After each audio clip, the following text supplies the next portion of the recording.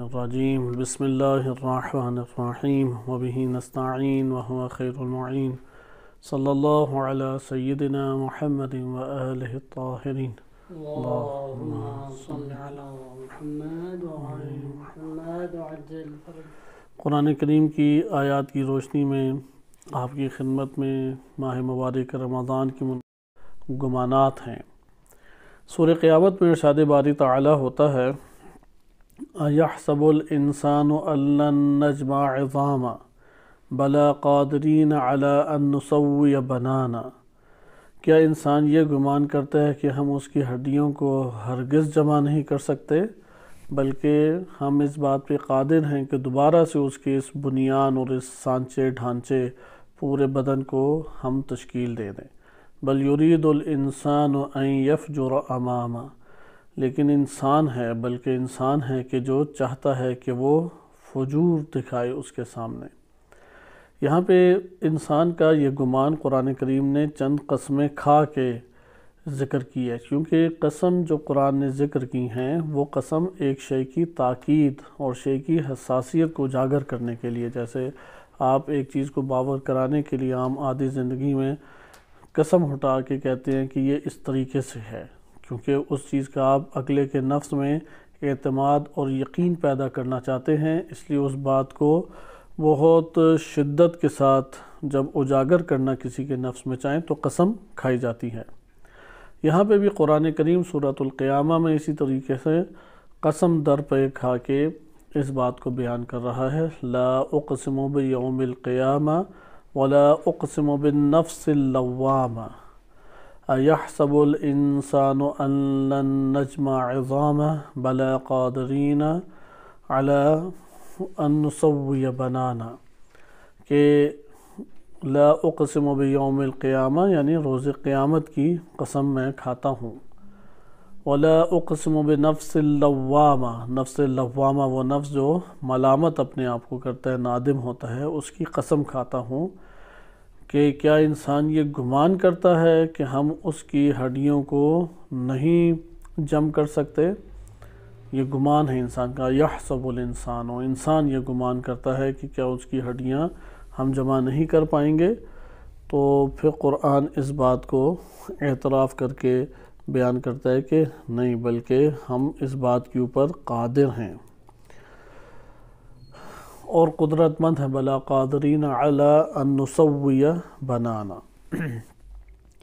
اس آیت کریمہ میں آپ نے دیکھا کہ در حقیقت قیامت سے مربوط ایک امر کے بارے میں گمان انسان کا ذکر کیا گیا ہے۔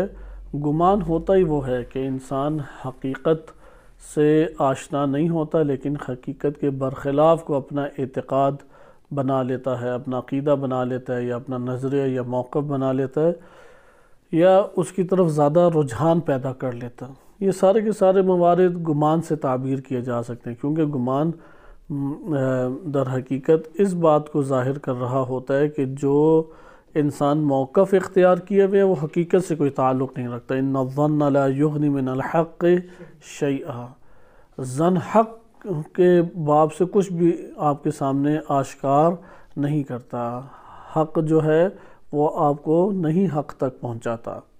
گمان بھی اسی طریقے سے ہے کہ حسب کے معنی ہم پہلے درس میں مطالعہ کر چکے ہیں۔ یہاں پہ اگر ہم تھوڑی دقت کریں تو یہ بات ہمارے سامنے اجاگر ہوگی کہ طول تاریخ بشریت میں انسان سب سے زیادہ جس چیز کی تکذیب کرتا رہا ہے وہ خود قیامت ہے، موت کے بعد کی زندگی ہے۔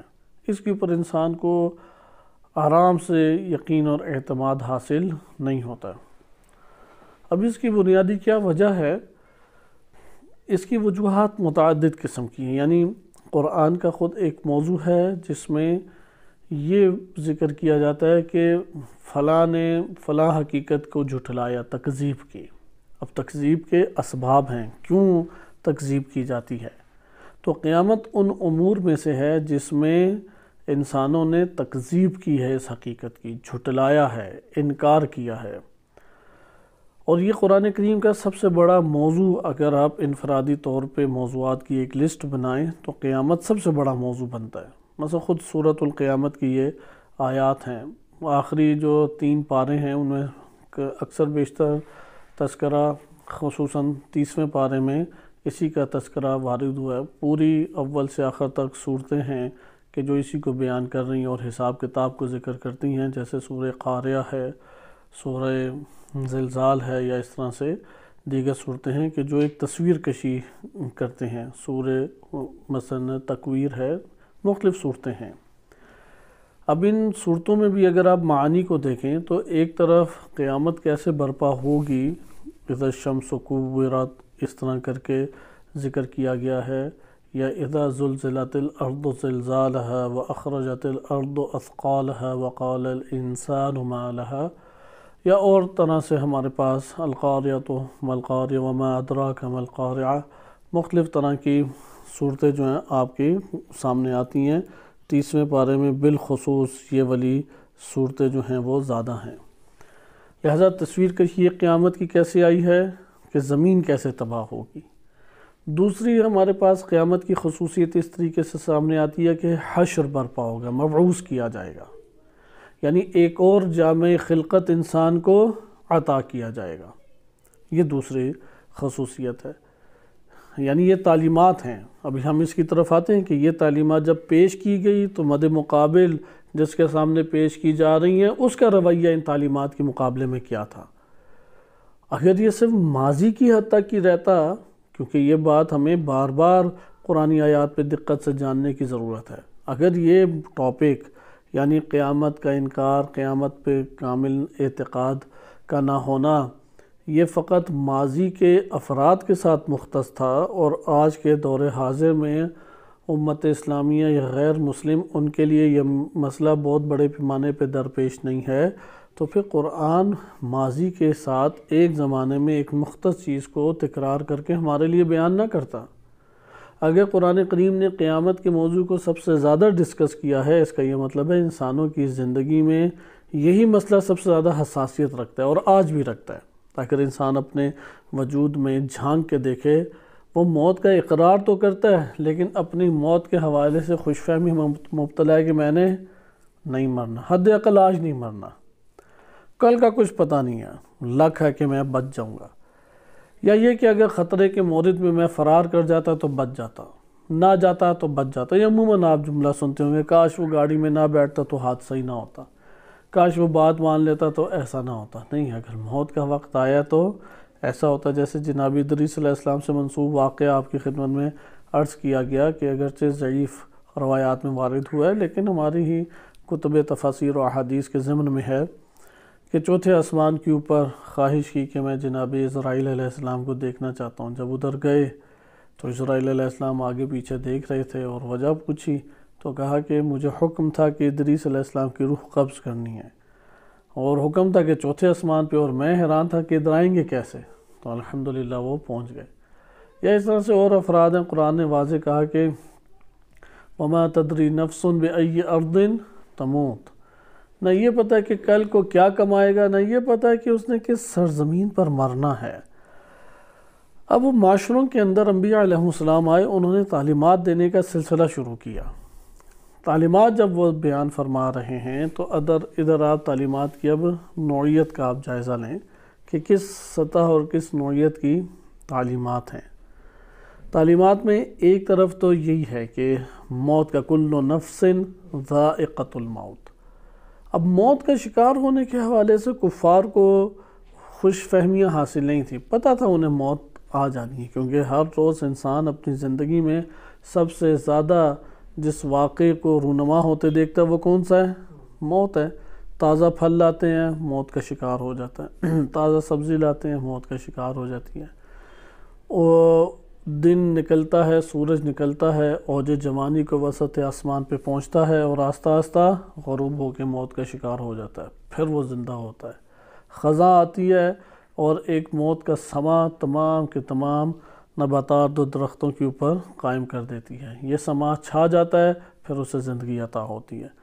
اعلموا ان اللہ یحیی الارض بعد موتها قد بینا لکم الآیات لعلکم تعقلون، سورہ حدید میں ارشاد باری تعالیٰ ہوتا ہے کہ جان لو کہ اللہ ہے کہ جو زمین کو مردہ ہونے کے بعد زندہ کرتا ہے۔ لہذا یہ چونکہ وہ بار بار یہ منظر دیکھ رہے تھے کفار، اس لیے اس کے اوپر کسی کو شک نہیں ہے کہ میں نہیں مروں گا۔ جیسا پیدائش میں انسان مجبور ہے، اس دنیا سے اٹھنے میں بھی انسان مجبور خلق کیا گیا۔ ہاں اس دنیا میں جب اٹھ رہا ہے تو کیا راہ اختیار کرے، کیا عمل انجام دے رہا ہو، اس کو اللہ تعالیٰ نے اس کے اختیار میں رکھا ہے کہ تم نے کس راہ میں، کس عمل کی انجام دہی میں اس دنیا سے رخصت ہونا ہے۔ یہاں تک تو اتنا بڑا مسئلہ نہیں تھا، اس لیے موت آنے کو قرآن کریم نے بہت زیادہ کثیر آیات میں متعارف نہیں کرایا۔ موت آئے کل نفس ذائقۃ الموت، موت کا تم ذائقہ چکھو گے، اور موت جب تمہیں آئے گی تو تم موت سے نہیں بچ سکتے۔ بعض لوگ چونکہ یہ گمان رکھتے تھے کہ ممکن ہے کہ ہم بچ جائیں، تو سورہ نساء آیت نمبر 78 میں ارشاد باری تعالیٰ ہوا کہ اینما تکونوا یدرککم الموت، جہاں پر بھی ہوگی موت تمہیں درک کر لے گی، پا لے گی۔ وَلَوْ كُنْتُ فِي بُرُوجٍ مُشَيَّدَةٍ، اگر تم مضبوط سیسہ پلائے ہوئے دیواروں اور کمروں میں بھی کسی جگہ پر ہو، موت وہاں پہ بھی گھس جائے گی۔ اس لیے موت تمہارے لیے آئے گی آئے گی۔ ان چیزوں سے زیادہ فرار نہیں کر سکتے تھے، کیونکہ یہ بار بار رونما ہونے والا عمل ہے۔ آج بھی ہم اس دنیا میں سب سے زیادہ رونما ہونے والا عمل موت دیکھتے ہیں۔ لیکن موت کے بعد کے مراحل، یہاں پہ جب تعلیمات انبیاء علیہ السلام پہنچتی تو ادھر یہ تمسخر اڑانے لگ جاتے۔ انبیاء علیہ السلام کی تعلیمات یہ بتاتی تھیں کہ موت کے بعد انسان کو ایک اور زندگی میسر آئے گی۔ پہلی چیز یہ ہے انسان کا جسم سے تعلق ختم ہوا ہے، اس لیے قرآن نے بھی اس بات کو واضح طور پہ بیان کیا کہ اللہ تعالیٰ تمہیں دوسری حیات دے رہا ہے۔ موت در حقیقت ایک نئی زندگی اور ایک نئی حیات کا باعث ہے، برزخی زندگی کا باعث ہے، لہذا انسان کی نابودی کا باعث نہیں ہے۔ پھر انسان کا قبر، جسے آپ برزخ بھی کہہ سکتے ہیں، کیونکہ بدن کی قبر تو یہ مٹی کا ایک گڑھا ہے، لیکن روحوں کی قبر جہاں پہ سوال جواب ہوتے ہیں انسان سے، جہاں پہ جنت اور دوزخ کا سامنا کرنا پڑتا ہے، منکر نکیر کا سامنا کرنا پڑتا ہے، وہ روح کی قبر ہے۔ روح کی قبر کسے کہتے ہیں؟ برزخ کو کہتے ہیں۔ اب جب یہ تعلیمات قرآن کریم نے بیان کی، اب برزخ کا نظریہ جو ہے وہ قرآن کا واضح نظریات میں سے ہے کہ قرآن کریم میں سورہ مومنون آیت نمبر 100 میں وارد ہوا ہے، آیت نمبر 100 میں کہ لعلی اعمل صالحا فیما ترکت کلا انہا کلمۃ ہوا قائمہا۔ اختتامی آیت کو دیکھیں، ومن ورائہم برزخ الی یوم یبعثون، وہ یوم بعث سے پہلے تک وہ برزخ میں اب ہوں گے۔ اس زندگی کے ماورا کیا ہے؟ وہ برزخ ہے۔ تو یہ ہمارے پاس آیات جو ہیں وہ آئیں، اور بعض آیات میں قرآن کریم واضح طور پہ بتاتا ہے کہ موت کے بعد پھر حیات ہے، حیات کے بعد ممکن ہے پھر موت ہو۔ اس لیے سورہ بقرہ آیت نمبر 28، یعنی پہلے یہ عرض کیا جا رہا ہے کہ تعلیمات جو انبیاء علیہ السلام لے کے آئے، آسمانی کتب میں اتری، وہ موت کے بعد کے جب واقعات اور حالات کو پیدا کرتے ہیں تو یہاں انسان شبہ میں آ گیا، شک میں پڑ گیا، کیونکہ شک کا مورد ہوتا ہی تب ہے کہ حواس جو ہیں وہ اس کے برخلاف باتیں کر رہے ہیں۔ اگر حواس خمسہ عین اسی کے مطابق انسان کو خبر دے رہے ہو تو انسان کو مشکل پیش نہیں آتی کہ آگے عرض کیا جاتا ہے کہ انسان ان حقائق کی تکذیب کیوں کرتا ہے۔ تکذیب کی بڑی وجہ یہ ہے کہ حواس خمسہ پہ زندگی بسر کر رہا ہوتا ہے، جبکہ اللہ نے حیوان کو حواس کی سطح پہ زندگی بسر کرنے کی خلقت سے نوازا ہے۔ انسان عقل کی سطح کے اوپر زندگی بسر کرے گا۔ بہرحال چند آیات دیکھ لیں اس میدان میں تاکہ ہمیں یہ پتہ لگے کہ اول قرآن کریم کی کون سی تعلیمات کفار کے لیے اور انسان، آج کے دور کے انسان کے لیے بھی دشوار گزار حقیقی معنی میں بن جاتی ہے۔ اقرار کی زبان تو استعمال معاشرے کے دباؤ اور معاشرے میں مانوسیت کی وجہ سے کر لیتا ہے، مثلا تمام اہل منبر ایک ہی بات کہہ رہے ہیں، ابا و اجداد سے بھی وہی بات سنی، گھرانے بھی اسی میں ڈھلے ہوئے ہیں، آس پاس کے سارے افراد بھی یہی کہتے ہیں، تو انسان آہستہ آہستہ باور کر لیتا ہے۔ اسے کہتے ہیں زبان اقرار۔ ایک ہے زبان تصدیق۔ زبان ایمان، قرآن اس میں داخل کرنا چاہتا ہے انسان کو، صحیح ہے، ایمان کے دائرے میں لانا چاہتا ہے۔ ایمان کا دائرہ کار اس میں قدم رکھنے کے لیے عمل ضروری ہے، غور و فکر ضروری ہے، تدبر ضروری ہے۔ لہٰذا اب یہ دیکھیں موت کے بعد کی جو ہے، اول قرآن کیا متعارف کرا رہا ہے، موت کے بعد زندگی ہے، مرنے کے بعد کیا ہے، زندگی، من ورائہم برزخ الی یوم یبعثون، زندگی ہے۔ نمبر 2، یہ جو زندگی کے حوالے سے کیا تصور ہے، وہ یہ کہ ہاں قرآن نے صراحت کے ساتھ کہا موت بھی اس دنیا میں ہے تو زندگی بھی اس دنیا کے بعد اگلے جہان کی زندگی تمہیں میسر آئے گی، اس موت کے بعد زندگی ہے۔ سورہ بقرہ آیت نمبر 28 دیکھیں، کیف تکفرون باللہ، کیسے تم اللہ کے کفر کرتے ہو، وکنتم امواتا فاحیاکم، مردہ تھے تو اللہ نے تمہیں حیات دی، ثم یمیتکم، پھر وہ تمہیں مردہ کرے گا، موت دے گا، صحیح ہے، کنتم امواتا، تم موت کا شکار تھے، فاحیاکم، اس نے تمہیں حیات دی، ثم یمیتکم، پھر تمہیں وہ موت دے گا، ثم یحییکم، پھر وہ تمہیں زندہ کر دے گا، ثم الیہ ترجعون، پھر تم اللہ کی طرف چلے جاؤ گے، تم اللہ کی طرف پلٹ جاؤ گے۔ اب یہاں پہ اختلاف ہے کہ وہ جو وَكُنْتُمْ أَمْوَاتًا، تم موت کا شکار تھے، فَأَحْيَاكُمْ، پھر اس نے زندہ کیا۔ بعض یہ کہتے ہیں کہ یہ برزخ کا مرحلہ ہے، ثم یمیتکم، پھر برزخ میں موت آئی، ثم یحییکم، پھر تمہیں زندہ کیا، ثم الیہ ترجعون، پھر اللہ کی طرف رجوع کیا۔ بعض رجعت کے قائل اس سے ایک نتیجہ اخذ کرتے ہیں کہ اس سے مراد رجعت ہے، بعض کہتے ہیں کہ نہیں، جیسے تفسیر قمی میں بھی وارد ہوا ہے کہ کنتم امواتا، یعنی پہلے مٹی، نطفہ، سلالہ، مضغہ، علقہ، جس میں سوی روح پھونکنے سے پہلے والا مرحلہ ہے، کیونکہ اس میں مثل میت ہے نا انسان، لیکن جب روح پھونک دی تو پھر زندہ کر دیا، صحیح ہے، یعنی وَكُنْتُمْ أَمْوَاتًا، تم مردہ تھے، فَأَحْيَاكُمْ، پھر اللہ نے روح پھونک کے زندہ کیا، ثُمَّ يُمِيتُكُمْ، پھر روح اور جسم میں جدائی کر لے گا، ثُمَّ يُحْيِيكُمْ، پھر ایک اور جہان میں تمہیں خلق فرما رہا ہے، یعنی حیات دے رہا ہے، ثُمَّ إِلَيْهِ تُرْجَعُونَ۔ بہرحال ادھر ہم نے یہ دیکھا کہ موت کے بعد حیات کا تذکرہ، ابھی ہم اس بحث میں نہیں جاتے، مثلا تفسیر قمی کیا تفسیر کر رہی ہے، دیگر تفاسیر میں کیا ہے، مفسرین میں کیا بحث ہے، کیونکہ یہ دقیق آیات میں سے ہے، لیکن ادھر آپ 2 مرحلے دیکھ رہے ہیں۔ پہلے کا وَكُنْتُمْ أَمْوَاتًا فَأَحْيَاكُمْ، دیکھیں موت کے بعد حیات، ثم پھر کہا یمیتکم، وہ تمہیں موت دے گا، ثم یحییکم، پھر حیات دے رہا ہے، بس 2 موتیں 2 حیات، لیکن ہر موت کے بعد حیات ہے، اس لیے قرآن یہ تصور پیش کر رہا ہے تم اس دنیا میں موت کا شکار ہوئے تو حیات پا رہے ہو ایک اور جہان میں۔ اب یہ تعلیمات قرآن کی لوگ سنتے تھے، آج بھی سن رہے ہیں۔ سورہ حج کی آیت دیکھیں، آیت نمبر 66، وَهُوَ الَّذِي أَحْيَاكُمْ ثُمَّ يُمِيتُكُمْ، اس نے تمہیں زندگی دی، پھر تمہیں کیا دی، موت دی، ثُمَّ يُحْيِيكُمْ، اب ادھر 2 حیات 1 موت، اس آیت میں 2 حیات اور 1 موت کا تذکرہ ہے۔ هُوَ الَّذِي أَحْيَاكُمْ، جیسے اس دنیا میں ہمیں اللہ نے زندگی حیات دی، ثُمَّ يُمِيتُكُمْ، اس حیات سے اللہ ہمیں موت دے دے گا، موت دے دے گا، ثُمَّ يُحْيِيكُمْ، پھر تمہیں حیات دے گا۔ بس موت بعد از موت کیا ہے، حیات کا تصور آشکار قرآن دے رہا ہے۔ اِنَّ الْإِنسَانَ لَكَفُورٌ، انسان بڑا ناشکرہ ہے۔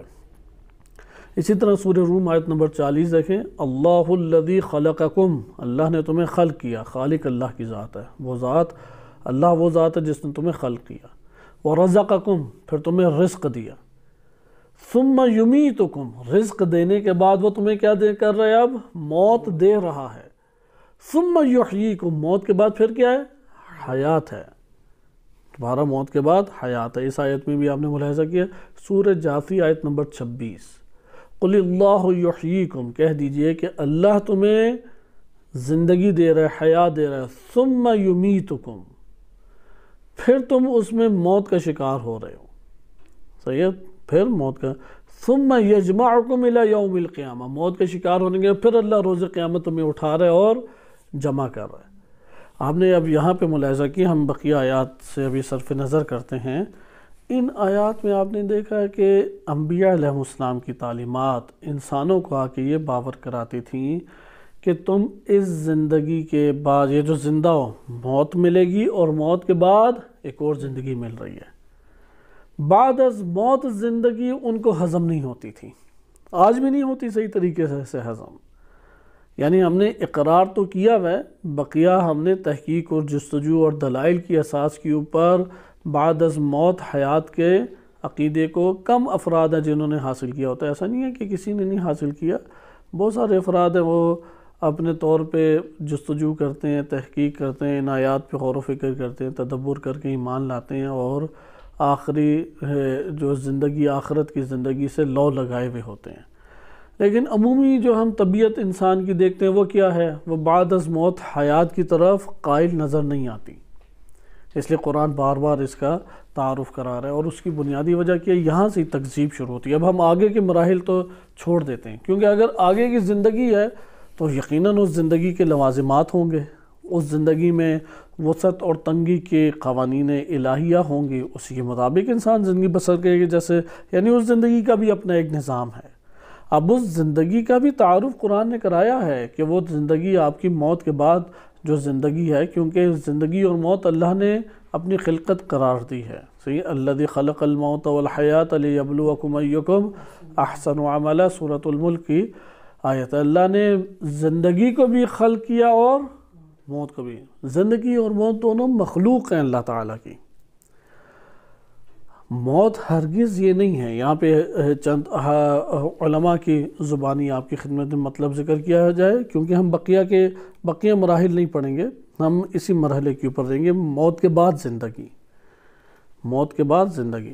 موت کیا ہے؟ موت کو کئی طرح سے تعبیر کیا گیا ہے۔ کل نفس ذائقۃ الموت، ہر نفس نے، قرآن نے تکرار کے ساتھ یہ بات بیان کی ہے، صرف ایک مرتبہ قرآن سے ذکر نہیں کر رہا، بلکہ تکرار سے یہ بات ذکر کی۔ تقریباً 3 آیات میں اس کا تذکرہ ہے کہ کل نفس ذائقۃ الموت، انما توفون اجورکم، تم لوگوں کو تمہارے اجر دے دیے جائیں گے، وفا کر دیے جائیں گے یوم القیامہ۔ یہ سورہ انبیاء آیت نمبر 35 میں ارشاد ہوتا ہے کل نفس ذائقۃ الموت ونبلوکم بالشر والخیر، خیر، شر اور خیر سے ہم تمہیں تاکہ آزمائیں۔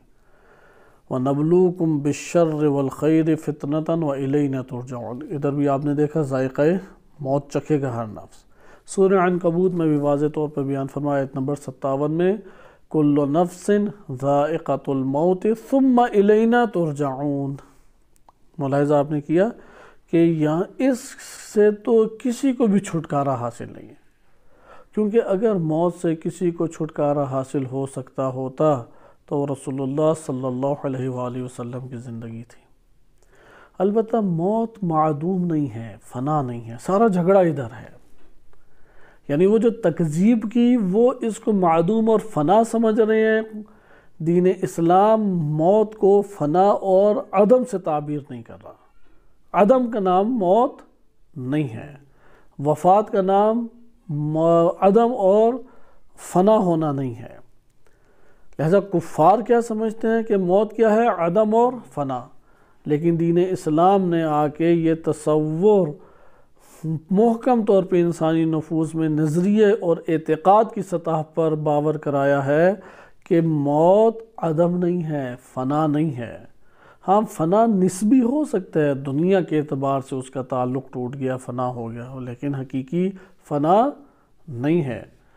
اس لیے قرآن کریم نے حتیٰ کہ یہ آیات تھوڑی دقت سے تعلق رکھتی ہیں کہ وجہ اللہ کا قرآن نے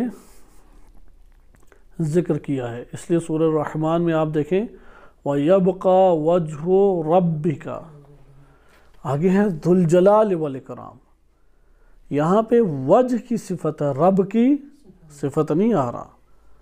یعنی وَيَبْقَى وَجْهُ رَبِّكَ، آپ کے رب کا وجہ باقی رہے گا۔ ذو الجلال والاکرام رب ہے یا وجہ ہے؟ وجہ الہی ذو الجلال والاکرام ہے، خود ذات الہی یا رب کا تذکرہ نہیں ہے۔ ذو الجلال والاکرام صفت یہاں پہ وارد ہو رہی ہے کس کی؟ وجہ کی، نہ کہ رب کی۔ تو اس کے ضمن میں بھی ہیں باتیں، بہرحال خلاصہ کلام موت فنا اور عدم نہیں ہے۔ علماء نے بعض بہت اچھے بیانات ہیں، ان میں سے ایک بیان کیا ہے، موت کے ایک دو تعریفیں کر کے ہم آگے اپنی بات کی طرف منتقل ہوتے ہیں۔ موت کا ایک تعارف ہے کہ انسان کا اپنے غیر سے جدا ہو جانا۔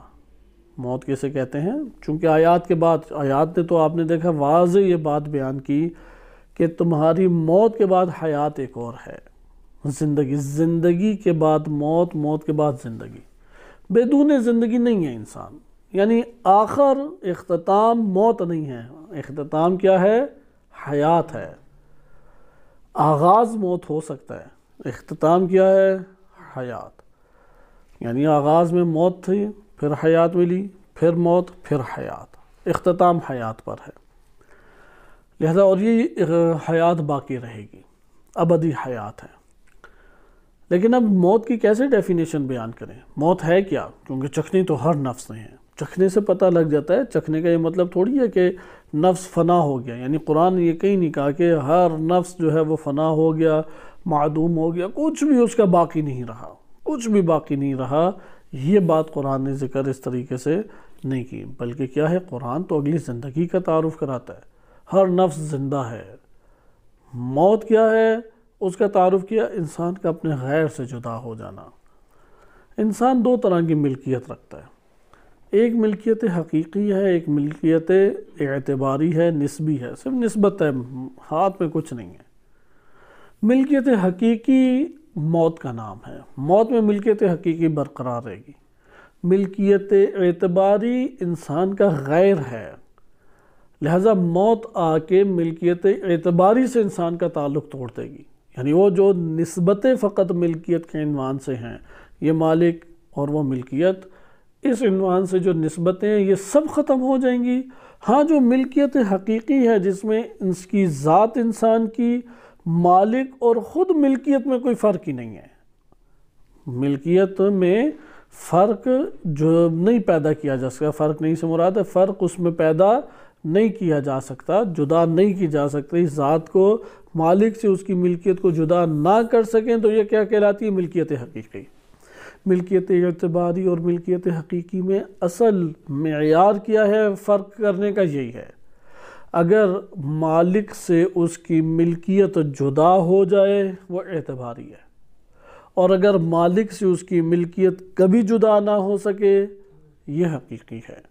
موت کیا ہے؟ انسان کا اپنے غیر سے جدا ہو جانا، یعنی انسان کے غیر میں وہ جو اس کی ملکیت ہے ہی نہیں، وہ تو بات سمجھ آتی ہے، جو اس کے ملکیت میں ہے انسان کے لیکن انسان کا غیر شمار ہوتے ہیں، موت آگے کیا کرے گی؟ وہ بھی اس سے جدا کر دے گی، اور آ جا کے انسان کس کے ہمراہ رہ جائے گا؟ وہ ملکیت جو مالک سے کبھی جدا نہیں ہوتی۔ اللہ سبحانہ و تعالیٰ کے لیے ہر شے، ہر ذرہ، ہر خلقت وہ ملکیت حقیقی ہے، اصلاً جدا نہیں ہو سکتی وہ اللہ سے، غیر اللہ ہے لیکن جدا بھی نہیں ہو سکتی، مالک اللہ اور ملکیت اس کی حقیقی تعلق رکھتی ہے۔ انسان کی طرف آئیں، مثلاً ہمارا گھر، ہمارا مال، ہمارا لباس، ہمارے استعمال کی چیزیں، یہ ساری کی ساری مجھ سے جدا ہو سکتی ہیں، اس لیے ملکیت اعتباری ہیں، یہ ملکیت نسبی ہیں، موت آئے گی ان سب سے جدا کر دے گی۔ حتیٰ میرا بدن، یہ بدن کسی وقت میں ہی تھا، لیکن آہستہ آہستہ ایک مرحلہ آیا کہ روح کو اس نے پروان چڑھا دیا، روح کو پروان چڑھانے کے بعد ایک وقت آئے گا یہ بدن میرا غیر بن جائے گا، موت آ کے مجھے اس بدن سے بھی جدا کر دے گی، کیونکہ موت کی ہم کیا تعریف کر رہے ہیں؟ انسان کا اپنے غیر سے جدا ہو جانا، یہ بہت اہم تعریف ہے، علماء اخلاق و عرفاء اس تعریف کو زیادہ اظہار کرتے ہیں اور اس کو کثرت سے بیان بھی کیا جاتا ہے، اس لیے اس کے اوپر دقت کی جائے، موت کے اپنے غیر سے جدا ہونا۔ اچھا وہ کون سی چیزیں ہیں کہ جو انسان کی ملکیت سے جدا ہی نہیں ہو سکتی، مالک سے اس کی ملکیت جدا نہیں ہو سکتی؟ وہ انسان کی قوتیں ہیں، قوت سماعت ہے، آنکھیں جدا ہو جائیں گی لیکن قوت بصارت جدا نہیں ہوتی، اس لیے خواب میں دیکھتا ہے، خواب میں سنتا بھی ہے۔ قوت انسان کے پاس مختلف ہے، عقل کی قوت ہے، سوچنے کی قوت ہے، خیال کی قوت ہے، حس کی قوت، یہ ساری قوتیں نفس کے پاس ہیں، انسان ان قوا کے اوپر غالب ہے، حاکم ہے، مسلط ہے، اور یہ اسے جدا نہیں ہو سکتی۔ انسان کے اعمال جو اس نے نفس میں حاصل کی ہیں جدا نہیں ہو سکتے، انسان کے وہ معلومات جو اس نے اپنے نفس میں حاصل کی ہیں انسان سے جدا نہیں ہو سکتی۔ اس لیے علم اور عمل انسان کے یہ وہ دو اہم ترین ملکیتیں ہیں کہ جو مالک سے جدا نہیں ہو سکتے، انسان کے اعمال خیر ہوں یا بد ہوں۔ مالک ہے انسان ان اعمال کا، یعنی خواب میں یا قبر میں اگر کوئی سانپ انسان کو آ کے ڈستا ہے، کوئی بچھو آ کے ڈستا ہے، کوئی وحشی درندہ انسان کے اوپر حملہ آور ہوتا ہے، وہ باہر سے نہیں آیا، وہ انسان کی اسی ملکیت کے اندر سے باہر آیا ہے۔ جیسے سیب کا کیڑا سیب کے اندر کے لیے جلتی ریت یا گرم چیز کے اوپر رکھتے ہیں، وہ اندر سے پھل پھول نکلتے ہیں، جب وہ پھل پھول جائیں تو ان کی جگہ کو تبدیل کر کے کسی اور جگہ میں رکھ دیتے ہیں۔ بس یہ جو گرم ریت کا آپ نے ایک میدان سجایا یا ایک گرم برتن کو آپ نے حرارت پہنچانے کے لیے آگ کے اوپر رکھا، گرم کرنے کے لیے رکھا، اور اس میں مکئی کے دانے ڈال دیے، کیوں؟ تاکہ مکئی کے اندر جو ہے وہ باہر آ جائے۔ دنیا بالکل اسی طرح ہے، دنیا میں نعمت اور حرارت دونوں کی دونوں رکھی گئی، اور جو چیز بیج، حتیٰ کوئی کیڑا بھی، کوئی بیج، کوئی پتھر، کوئی چیز اس دنیا میں اللہ تعالیٰ قرار دے گا تو وہ اسی نعمت اور حرارت کی بدولت جو اندر ہے اسے باہر لے آئے گی۔ باہر لانے کے بعد جو آپ نے پاپ کارن کو اٹھا کے اب الگ برتن میں رکھ دیا، یہی موت ہے۔ موت یعنی اس کو ناقص دنیا سے نکال کے کمال تک پہنچا دینا۔ اس لیے نقص ہے، یہ دنیا نقائص سے بھری ہوئی ہے۔ حتیٰ جہنمی کے لیے بھی اس دنیا کے لیے وہ اس دنیا سے کئی اعتبار سے کمال کی طرف آتا ہے کہ ابھی ہمارا موضوع نہیں ہے، اگرچہ وہ تکلیف میں ہے یا عذاب میں ہے جہنم میں، پھر بھی کئی جہات سے کمال کی طرف وہ آتا ہے۔ تو خلاصہ کلام، موت کی دوسری ایک اہم تعریف ہمارے پاس کیا ہو گئی؟ ایک جہان سے وسیع تر جہان میں منتقل ہو جانا، دوسرے جہان میں منتقل ہو جانا۔ اس لیے موت فنا کا نام نہیں ہے، موت کے مقابلے میں حیات ہے۔ حیات جہاں پر بھی ہوگی وہ اسی مرحلہ زندگی میں ہے۔ اگر آپ ایک ہی مرحلہ زندگی سے استفادہ کر رہے ہیں اور اس مرحلہ زندگی کے مطابق جی رہے ہیں، اسے حیات سے تعبیر کیا جاتا ہے۔ جب آپ اس مرحلہ زندگی سے دوسرے مرحلہ زندگی میں منتقل کرنا چاہیں گے، یہ موت کہلائے گی۔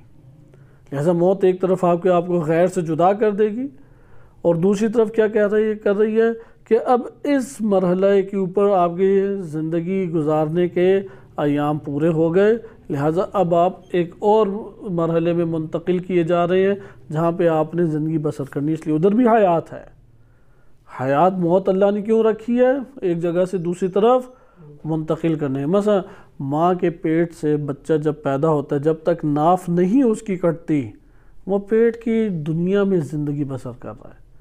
ضروری ہے پیٹ کی دنیا کی زندگی سے اس زندگی میں منتقل کرنے کے لیے ناف کاٹ کے پیٹ کی دنیا میں موت کا شکار کیا جائے۔ اگر پیٹ کی شکم مادر کی زندگی اس کی موت کے ذریعے سے تبدیل نہ کی جائے، اس دنیا کی سلسلہ شروع ہوگا اس کا؟ کبھی بھی نہیں شروع ہوگا۔ یہ دینی تعلیمات تھیں جو قرآن کریم نے کئی طریقے سے بیان کی، اور پھر اس اگلی زندگی کا تعارف بھی کرایا۔ ادھر حساب کتاب ہے، ادھر حشر ہے، ادھر بعث ہے۔ اس جگہ پر انسان اپنے اعمال کو دیکھے گا۔ یوم سورہ زلزال میں واضح طور پہ ذکر ہوتا ہے کہ کیوں وہاں پہ انسان کو نکالا جائے گا، تاکہ انسان اس جگہ پر اعمال کو دیکھے۔ لیصدر الناس، یہ جو صدور الناس ہے،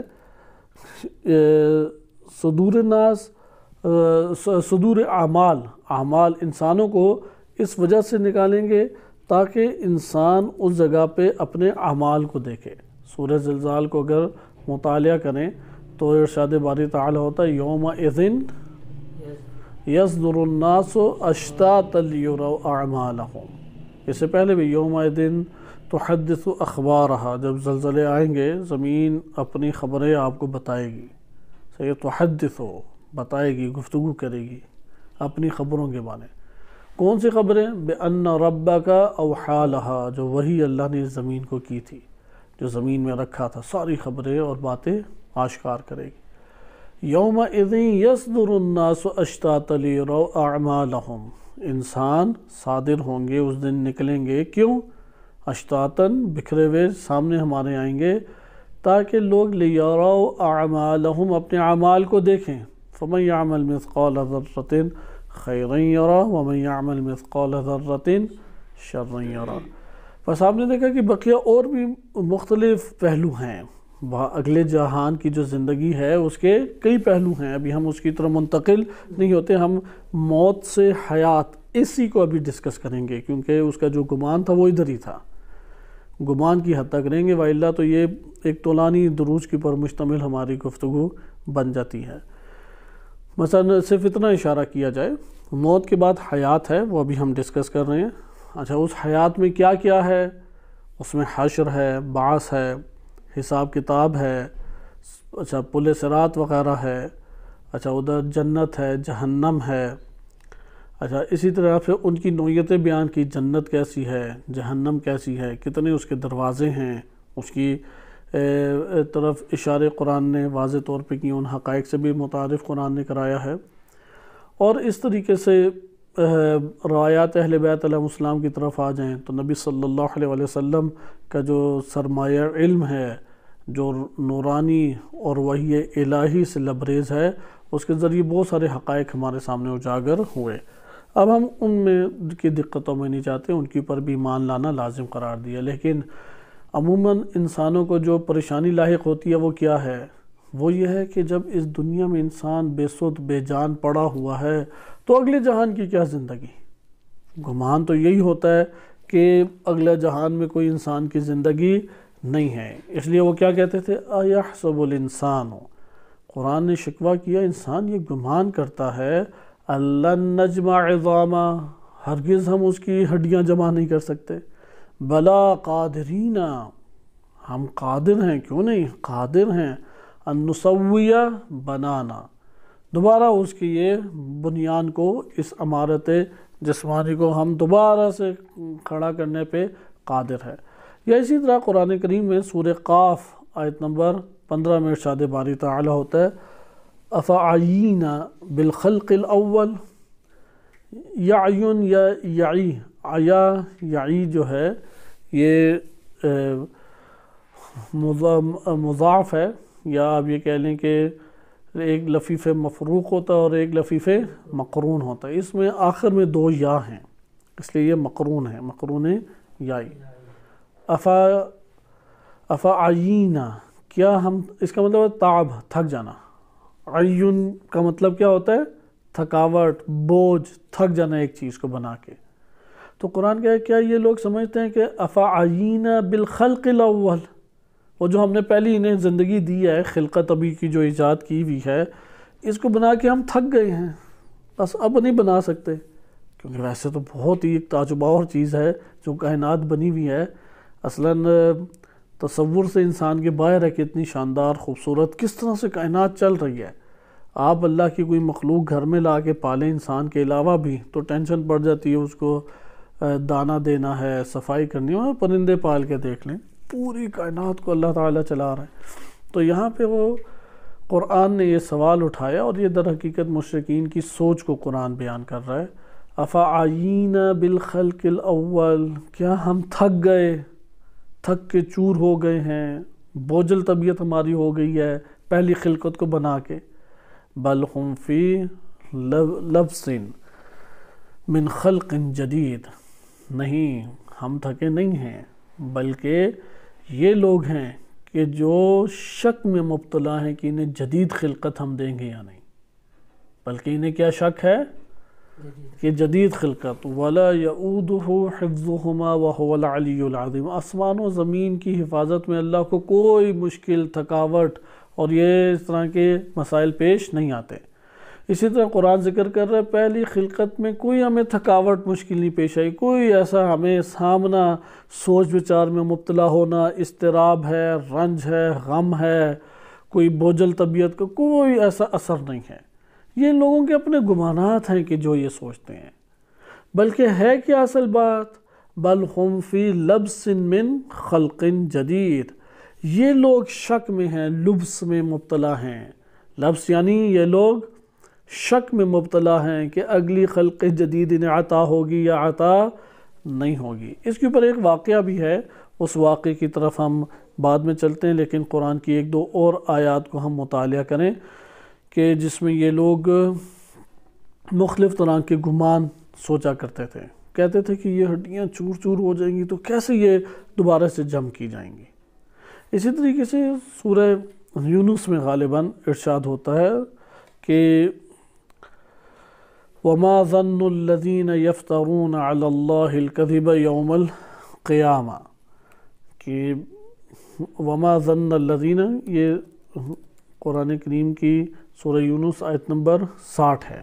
جی ہاں، سورہ یونس آیت نمبر 60، وَمَا ظَنُّ الَّذِينَ يَفْتَرُونَ عَلَى اللَّهِ الْكَذِبَ یوم القیامہ، کہ یہ لوگ سوچتے ہیں کہ ظن کرتے ہیں، ظن الذین، کہ یہ لوگ ظن میں مبتلا ہیں، کیونکہ ظن کا مادہ جو ہے وہ گمان کے بھی مورد میں بعض اوقات استعمال ہوتا ہے۔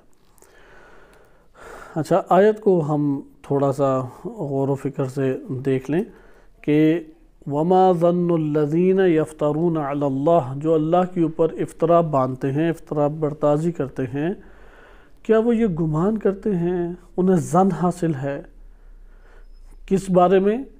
الکذب یوم القیامہ، قیامت کے جھوٹے ہونے کے بارے میں۔ صحیح ہے، وما، کیا یہ لوگ جو افطرا بردازی کر رہے باندھتے ہیں، ان کا قیامت کے بارے میں کیا گمان ہے؟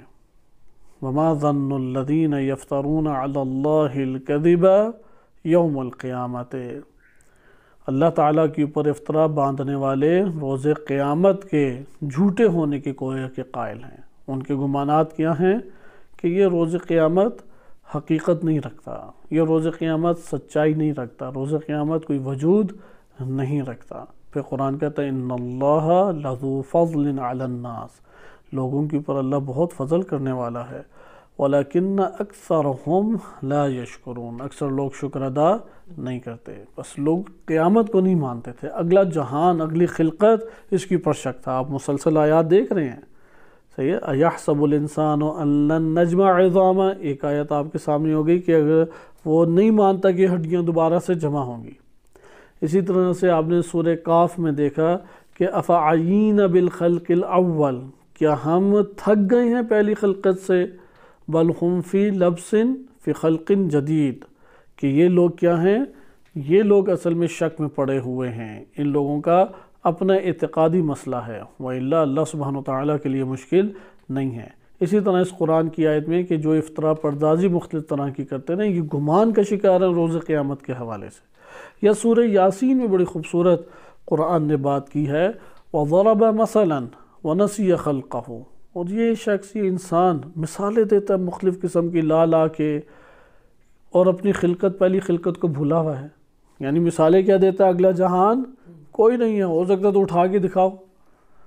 اب بے تک کی باتیں تو کوئی بھی نہیں قبول کرتا۔ اللہ تعالیٰ حکیم ذات ہے، اس کے انبیاء اور رسول علیہ السلام بھی کیا ہیں؟ حکیم ہیں، ان کی ہر بات کو تو نہیں قبول کیا جائے گا نا۔ وہ کہیں گے تمہاری اوپر خزانہ کیوں نہیں نازل ہوا، تو اس لیے وہ کہتے تھے اچھا خزانہ لا کے دکھاؤ۔ اب نبی صلی اللہ علیہ وسلم خزانہ لے آئے۔ یا وہ کہتے تمہارے ساتھ فرشتہ کیوں نہیں آیا، تو فرشتہ انہیں دکھائی دے گا، کوئی فرشتہ تو ان کے سامنے نہیں آشکار ہوگا، لہذا ان کے باطل تقاضوں کو قرآن نہیں مانے گا، نہ انبیاء علیہ السلام مانیں گے۔ وہ تو چھوٹے بچوں کی طرح مختلف تقاضے کرتے ہی رہیں گے۔ تو انبیاء علیہ السلام نعوذ باللہ وہ ایک کرتب دکھانے کے لیے نہیں آئے، ہدایت دینے کے لیے آئے ہیں۔ ہر کوئی ادھر سے ایک آواز ہے، اچھا آپ یہ کر کے دکھا دو، وہ یہ کر کے دکھا دے، ادھر سے ایک اور آواز آئے، ادھر سے ایک اور آواز آئے۔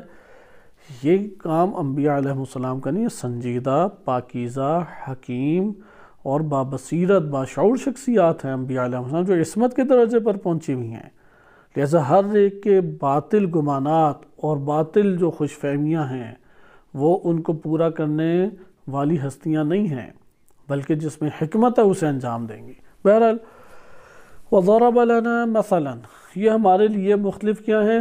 مثالیں پیش کرتا ہے۔ وَنَسِيَ خَلْقَهُ، اور اپنی خلقت کو کیا بھولے ہوئے ہے۔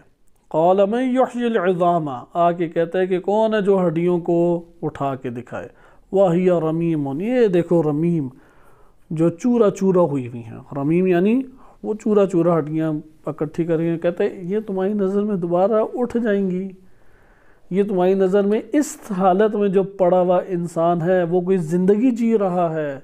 کہاں سے اس نے زندگی جینی ہے؟ کوئی زندگی نہیں جی رہا۔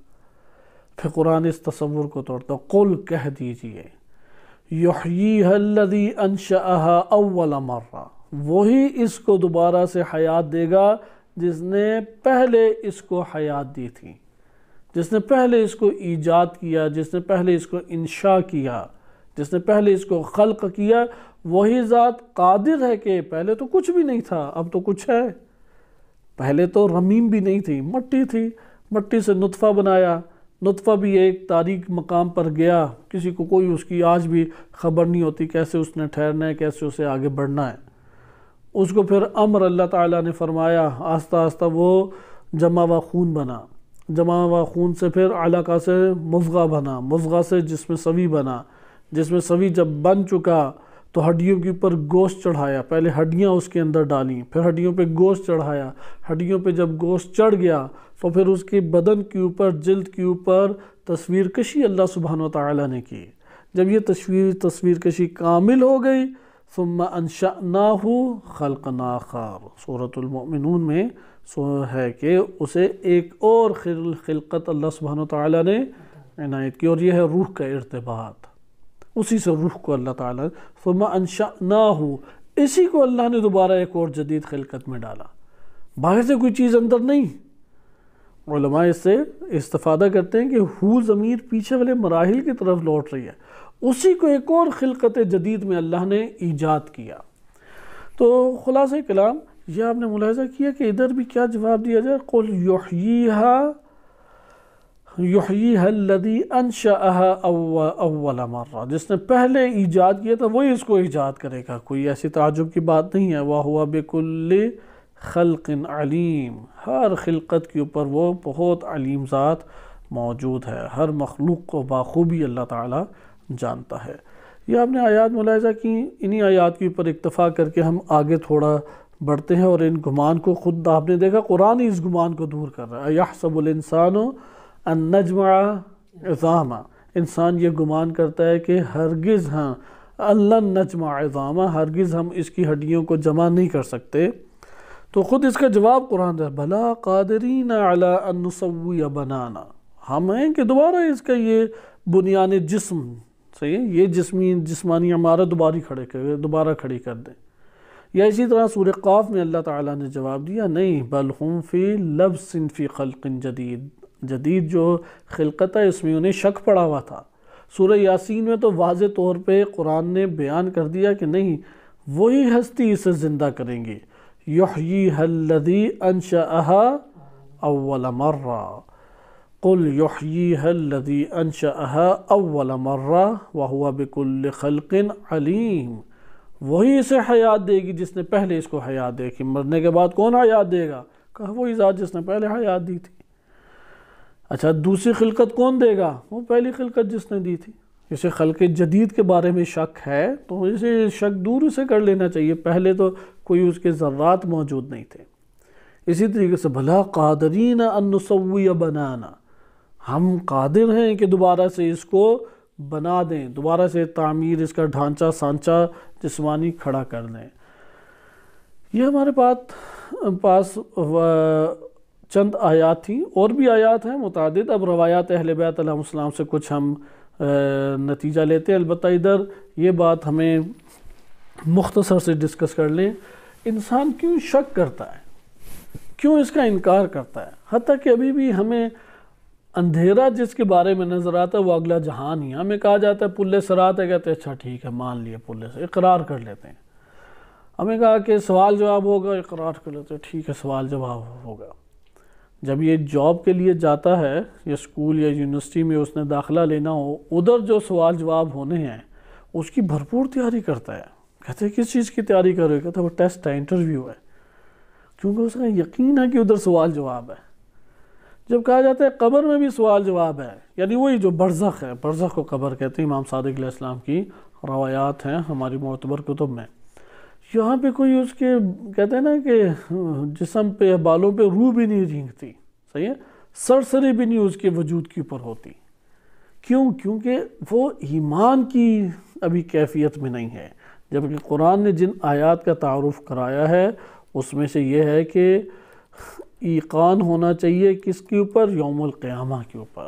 سورہ بقرہ میں متقین کی یہی آیت، یہی صفت قرآن نے ذکر کی، والذین یؤمنون بما انزل الیک وما انزل من قبلک، جو آپ کے اوپر نازل ہوا اور جو آپ سے پہلے پر نازل ہوا، سب کے اوپر اہل ایمان ایمان لاتے ہیں، یعنی ایمانی تعلق قائم کرتے ہیں، اقرار نہیں. ادھر اقرار کا پہلو نہیں ہے، کیونکہ متقین کے لیے ادھر قرآن ہدایت بن رہا ہے. تو متقین کون ہیں؟ ان کی صفات بیان ہو رہی ہیں. قرآن ایک دفعہ ہدی للناس ہے اور ایک مرتبہ کیا ہدی للمتقین ہے، دونوں میں فرق ہے. جب متقین کی بات آئی تو وَبِالْآخِرَةِ هُمْ يُوقِنُونَ، اہل یقین میں ہیں، فقط ایمان نہیں، قیامت کا انہیں یقین حاصل ہے. کیونکہ موت آنے کا تو یقین بہت سارے لوگ حاصل کر لیتے ہیں، لیکن موت کے بعد اگلی زندگی، موت کے بعد دوبارہ اٹھایا جانا، بعث، اس کے اوپر اعتقاد نہیں قائم ہوتا، اقرار کر لیتا ہے. اس لیے انٹرویو میں جو سوال جواب ہونے ہیں اس کے لیے بہت حساسیت نفس میں پیدا انسان اپنے وجود میں پائے گا. لیکن جو قبر میں سوال جواب ہونے ہیں اس کے بارے میں کوئی اسے ٹینشن ہی نہیں ہے. کیوں؟ کیونکہ وہ جو قبر میں سوال جواب ہیں اس کا اقرار کیا ہوا ہے، رشتہ ایمان و یقین قائم نہیں کیا ہوا. اس لیے اسی طرح قرآن نے مختلف جگہوں پہ قرآن کریم کی آیات میں یہ بات بیان کی ہے کہ آخرت کے اوپر ایقان ہونا چاہیے، یقین آخرت کے حوالے سے پیدا کرو. جیسے سورہ نمل آیت نمبر 3 میں ارشاد باری تعالیٰ ہوتا ہے الذین یقیمون الصلاة ویؤتون الزکاة وہم بالآخرۃ ہم یوقنون، آخرت میں وہ یقین رکھتے ہیں آخرت کے اوپر. یہ آیات ہمارے لیے اس میں زیادہ ہم تفصیل میں نہیں جاتے، لیکن اس موضوع کو ہم مختصر طور پہ دیکھتے ہیں کہ انسان کیا وجہ ہے کہ تکذیب پہ آ جاتا ہے. کیونکہ شک کے بعد اگلا مرحلہ کیا ہے؟ تکذیب. اگرچہ اعتقادی طور پہ جو ہم فقہی اور عقائدی حکم پڑھتے ہیں اس کے مطابق شک کی کیفیت بھی تکذیب ہی کہلاتی ہے. شک کی کیفیت کیا ہے؟ تکذیب کے دائرے میں آتی ہے. ذہن نشین ہمیں کرنا چاہیے. یعنی بعض اوقات معاشرے کی دیکھا دیکھی اقرار کر لیتے ہیں، لیکن نفس اندر سے بیگانے ہوتے ہیں اقرار سے بھی. نفس اندر سے ایمان اور یقین سے آشنا نہیں ہیں، نہ آشنا ہیں، بیزار ہیں. لہذا یہ جب قبر میں اٹھایا جائے گا تو یہ منکر و مکذب آیات الہی اٹھایا جائے گا جس نے تکذیب کی. تکذیب، جھٹلانا، کیا مقصود ہے جھٹلانے سے؟ یعنی نفس ان تعلیمات کو قبول نہیں کر رہا. انبیاء علیہ السلام جن تعلیمات کو لے کے آئے، بعد از موت زندگی کا جو تصور قرآن پیش کر رہا ہے، ان تعلیمات کو نفس اندر قبول نہیں کر رہا. یہ قبول نہ کرنا یہ جھٹلانے کے معنی میں ہے. یعنی جو تم بات کر رہے ہو یہ درست نہیں ہے، اسی کو کہتے ہیں جھٹلانا. مثلا آپ کسی کو ایک بات کہہ رہے ہوں، وہ کہے کہ نہیں یہ اس طرح نہیں ہے، تو آپ کہیں گے آپ میری بات کو گویا کہ جھٹلا رہے ہو اور رد کر رہے ہو. تو ہاں یہ رد کر رہے ہیں آپ کی بات کو، مثلا وہ آپ کی بات کو جھٹلا رہا ہو، رد کر رہا ہو، یعنی جو آپ بول رہے ہیں وہ حقیقت سے تعلق نہیں رکھتا. جھوٹ اسی کو کہتے ہیں. جھوٹ ایسا کلام جس میں آپ ایک واقعیت کو پیش کر رہے ہیں جبکہ وہ حقیقت سے تعلق نہ رکھتی ہو، تو یہ جو آپ واقعیت پیش کریں گے یہ جھوٹ کہلائے گا. لہذا یہاں پہ جھٹلانے سے کیا مراد ہے کہ قرآن، آسمانی کتابیں، انبیاء و اوصیاء علیہ السلام جو تعلیمات لے کے آئے، اگر انسان کا نفس اس کے قبول کرنے میں شک کا اظہار کرے، شک کا اظہار بھی جھٹلانا ہے، یعنی پتہ نہیں یہ بات ٹھیک ہے یا نہیں. ظن کا اظہار جھٹلانا ہے، پتہ نہیں صحیح ہے یا نہیں. اور اگر برملا طور پہ رد کرے تو یہ تو مستکبر کہلاتا ہے، متکبر کہلاتا ہے. صحیح ہے، یہ ہر درم کہلائے گا کہ جس نے حقائق کا انکار کرنا شروع کر دیا. لہذا یہاں پہ آپ نے دیکھا کہ تکذیب یہ اس عمل کو کہتے ہیں. اب یہ جو بعد از موت زندگی ہے، اپنے سینے چیر کے دیکھیں، الحمدللہ اقرار موجود ہے. اقرار کی دنیا الحمدللہ موجود ہے، اس لیے دائرہ اسلام میں ہے اور فقہی احکام کے مطابق زندگی بسر کر رہے ہیں۔ ایمان کے دائرے میں لا کے دیکھیں تو ایمان کے آثار ہوتے ہیں۔ مثلا انٹرویو میں ہمیں ایمان ہے کہ اندر بڑے سخت سوال جواب پوچھے جائیں گے، اندر سفارش نہیں چلے گی۔ ابھی تو ہمیں سفارش کا عقیدہ اتنا مضبوط ہم نے کیا ہوا ہے، فرشتوں کو لفٹ ہی نہیں کراتے، وہ کہتے ہیں ہمارا سفارشی آ جائے گا کیونکہ ہم نے اس کے لیے قصیدے پڑھے تھے، تو ہمارے سفارش کرانے والے آ جائیں گے۔ اس گمان کو گزشتہ ہم دروس میں باطل قرار دے چکے ہیں۔ جو شفاعت کا حق اپنے وجود میں مستحق نہیں ہے، شفاعت کی شرائط شفاعت نہیں رکھتا، اس کی شفاعت نہیں ہوگی۔ قرآن نے واضح، نبی صلی اللہ علیہ وسلم ان سے تو افضل ترین ہستی نہیں ہے، نبی اکرم صلی اللہ علیہ وآلہ وسلم، اور یہی حکم امیر المومنین علیہ السلام جناب سیدہ سلام اللہ علیہا امام حسن و حسین علیہ السلام، سب ائمہ علیہ السلام و انبیاء علیہ السلام پہ لاگو ہوتا ہے کہ اللہ سبحانہ و تعالی بیان فرماتا ہے اگر 70 مرتبہ بھی آپ اس کے لیے استغفار کریں تو اللہ استغفار قبول نہیں کرے گا۔ کیوں؟ کیونکہ اس میں شرائط نہیں پائی جاتی کہ اس کے استغفار کو اللہ قبول کرے۔ صرف یہ مورد نہیں، شخصیات بھی بتائیں۔ حضرت ابراہیم علیہ السلام کے اب بمعنی چچا، جو معروف قول کے مطابق، کیونکہ اس معروف قول کے مقابلے میں نادر قول ہے کہ ان کے حقیقی والد، لیکن معروف قول کیا ہے؟ اب یعنی چچا تھے، کیونکہ آذر ان کے چچا تھے اور اب کہا جاتا ہے، اور قرآن میں آباء و اجداد کا لفظ استعمال ہوا جو دادا اور چچا دونوں کے لیے استعمال اور باپ کے لیے بھی ہوا۔ بہرحال تو اس میں ابراہیم علیہ السلام نے دعا کی، استغفار کی، اللہ تعالیٰ نے کہا کہ یہ تو دشمن ہے، اس کے استغفار کو رد کیا۔ نوح علیہ السلام نے اپنے بیٹے کے لیے کہا ان ابنی من اہلی ان وعدک الحق وانت الاحکم الحاکمین، کہ یہ تو میرا بیٹا میرے حال سے تھا جو ڈوب گیا، تیرا وعدہ حق اور تو بہترین فیصلہ کرنے والا ہے۔ قال یا نوح انہ لیس من اہلک، اے نوح یہ تیرے اہل سے نہیں ہے، انہ عمل غیر صالح، غیر صالح عمل انجام دینے والا ہے۔ فلا تسألنی ما لیس لک بہ علم، مت مجھ سے ایسا سوال کرو جس کا تمہیں علم نہیں تھا۔ انی اعظک، میں تجھ کو نصیحت کرتا ہوں، ان تکون من الجاہلین، تم جاہلوں میں سے ہو جاؤ گے۔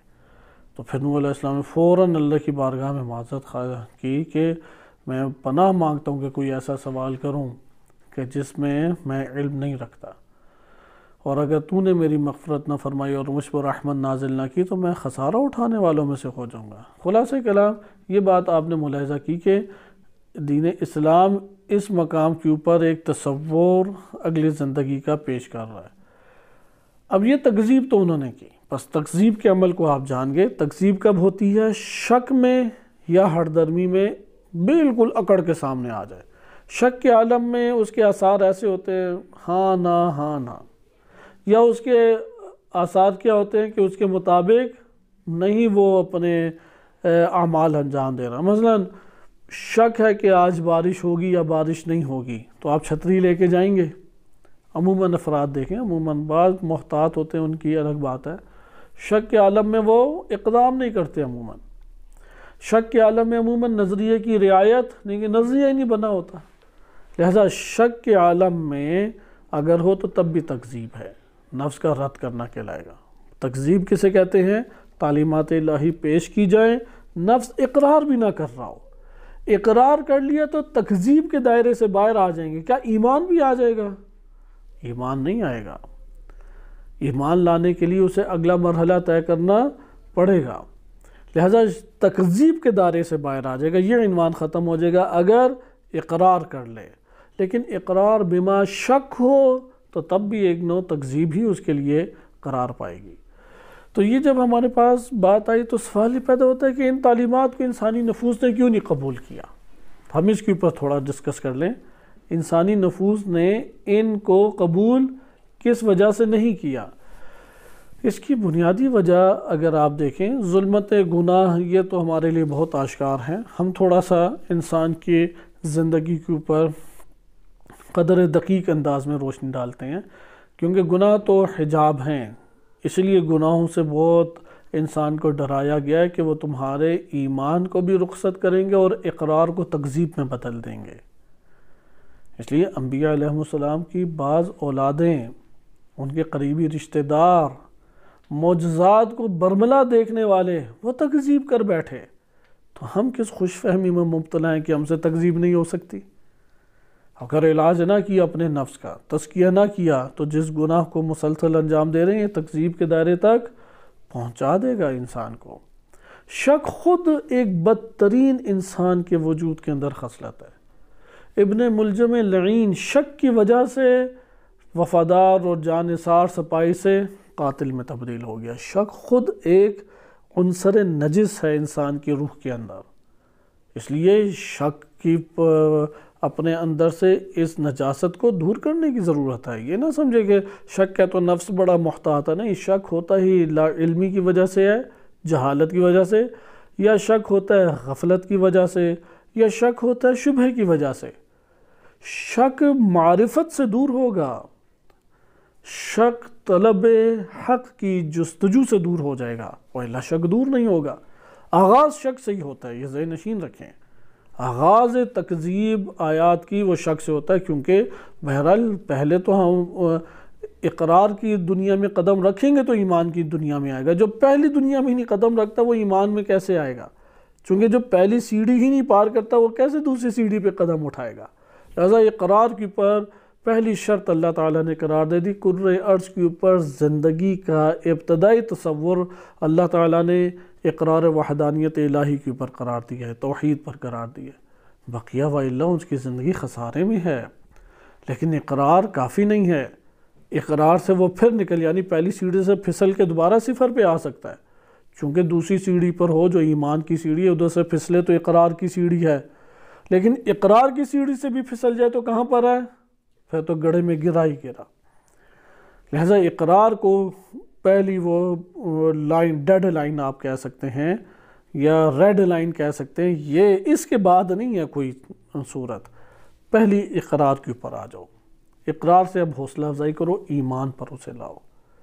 اگر اقرار کی بارڈر پر کھڑے ہو کے وہ ضلالت اور گمراہی والے اور گناہوں کو انجام دیا تو اس کی مثال ایسی ہے، سیڑھی پہ اس نے قدم تو رکھ دیا، پیچھے سے زنجیریں ڈال کے اسے کھینچ رہے ہیں کہ آؤ کنویں تاریک، اس کنویں میں گرو، آؤ اس جہنم کے گڑھے میں گرو۔ اقرار بما گناہ یہی ہیں۔ وہ کتنی دیر ثابت قدمی اقرار کے اوپر گزارے گا؟ وہ شک میں مبتلا ہو جائے، شک میں مبتلا قدم اب متزلزل ہونا شروع ہو گیا ہے۔ اس مثال پہ تھوڑی دقت کریں تاکہ اس کو سمجھ سکے۔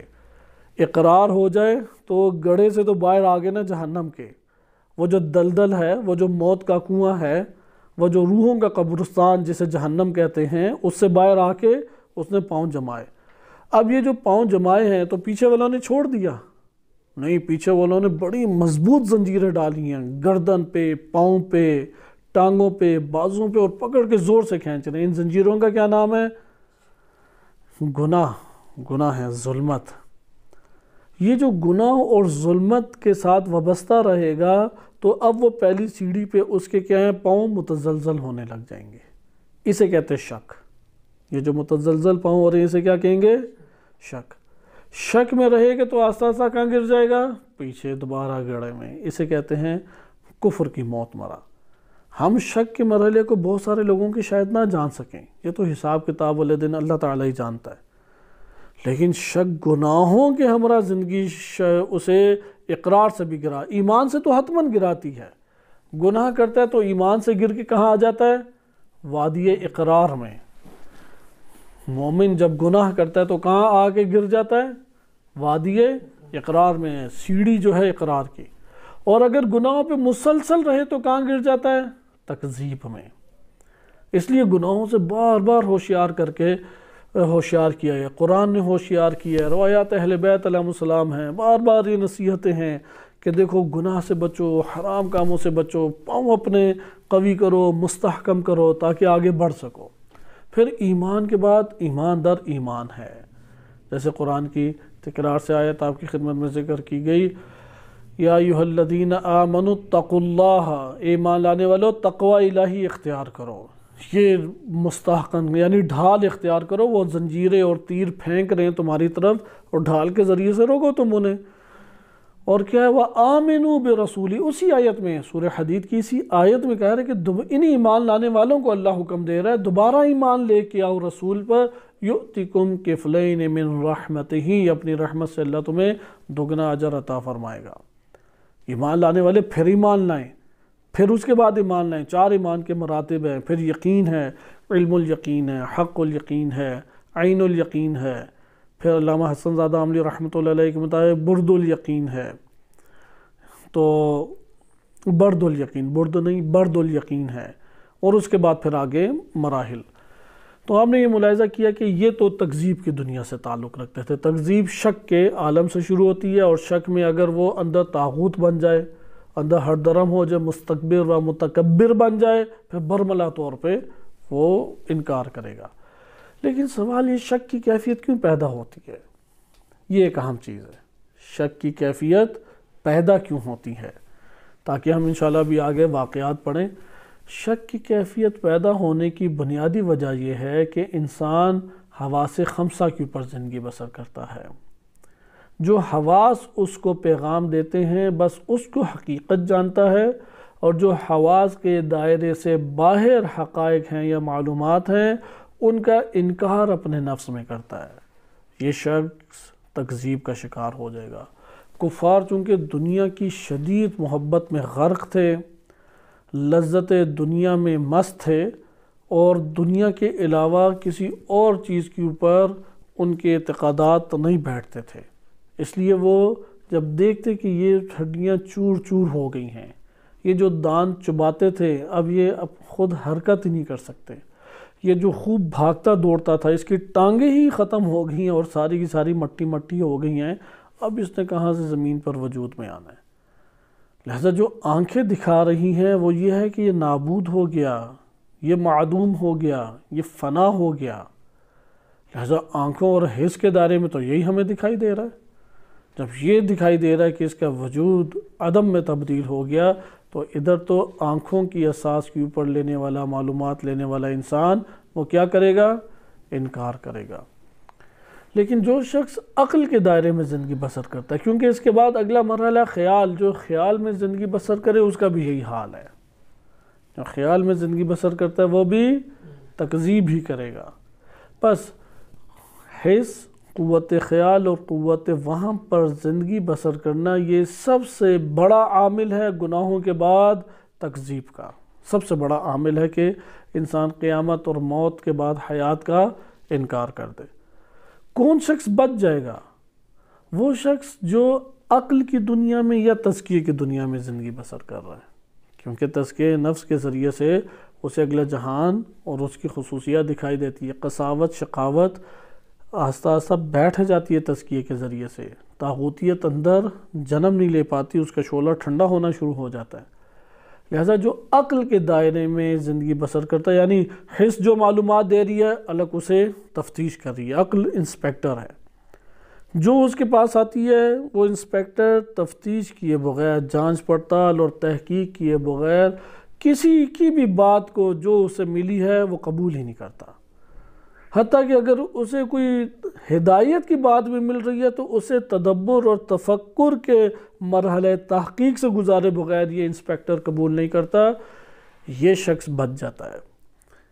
لہذا آپ نے دیکھا حس ایک معلومات دے رہی ہیں، خیال الگ معلومات دے رہے ہیں، وہمیات ایک الگ ذریعہ معلومات ہے۔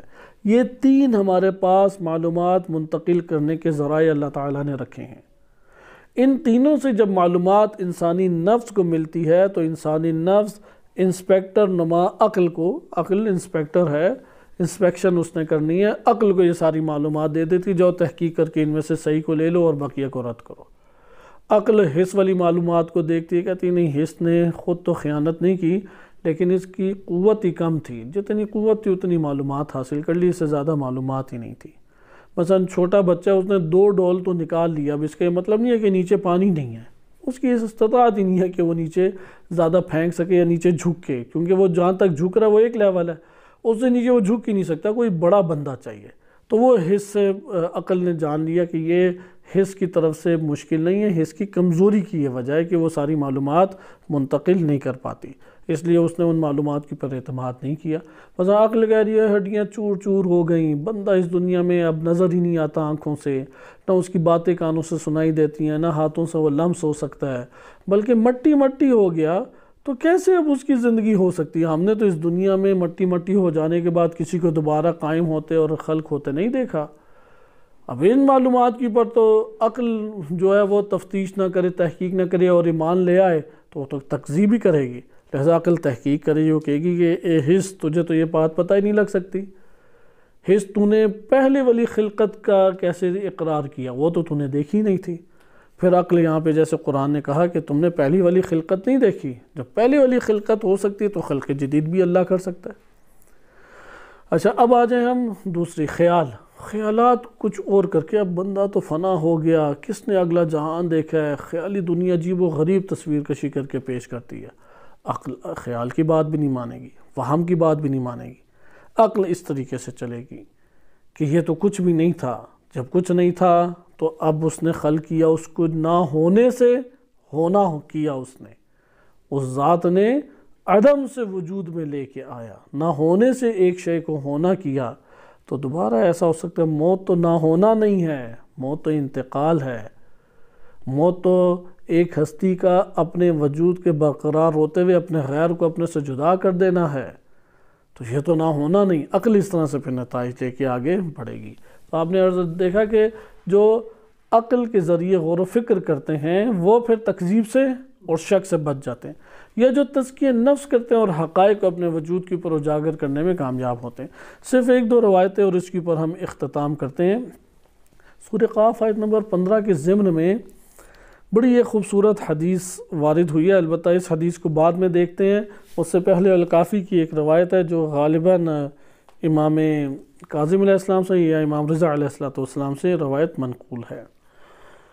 روایت میں امام علیہ السلام فرماتے ہیں، میں اس کے عربی کے کلمات بھی آپ کی خدمت میں پڑھ دیتا ہوں کہ ان الاحلام، احلام کہتے ہیں حلم، خوابوں کو کہتے ہیں، کہ پہلے زمانے میں خواب نہیں آیا کرتے تھے، صحیح ہے؟ ان الاحلام لم تکن فیما مضى فی اول الخلق، پہلی خلقت میں جو لوگ تھے پہلے انہیں خواب نہیں آیا کرتے تھے، وَإِنَّمَا حَدَثَتْ، یہ بعد میں آنا شروع ہوئے ہیں۔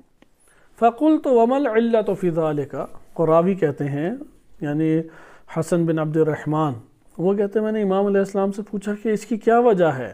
فقال ان اللہ عز ذکرہ، اللہ عز ذکرہ بعث رسولا، ایک رسول کو بھیجا الی اہل زمانہ، ان کے زمانے والے جو لوگ تھے، صحیح ہے، اپنے دور کے لوگوں میں بستی میں مبعوث کیا ایک رسول کو اللہ سبحانہ وتعالی نے۔ فدعاہم، اللہ کے اس رسول نے انہیں بلانا شروع کیا، الی عبادت اللہ، اللہ کے عبادت کی طرف، وطاعتہ، اور اللہ کے اطاعت کی طرف۔ فقالوا، تو انہوں نے کہا، ان فعلنا ذالک، کہ اگر ہم نے یہ کام کیا، یعنی نبی نے کس کی طرف بلایا؟ اللہ کی عبادت اور اللہ تعالیٰ کی اطاعت کی طرف۔